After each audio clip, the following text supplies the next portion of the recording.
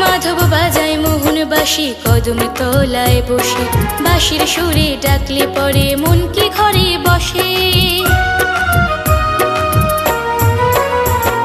মাধব বাজায় মোহন বাঁশি কদম তলায় বসে, বাঁশির সুরে ডাকলে পরে মন কি ঘরে বসে। শুনলে বাঁশি ছুটে আসি মন মানে না, ভাল লাগে না সুখী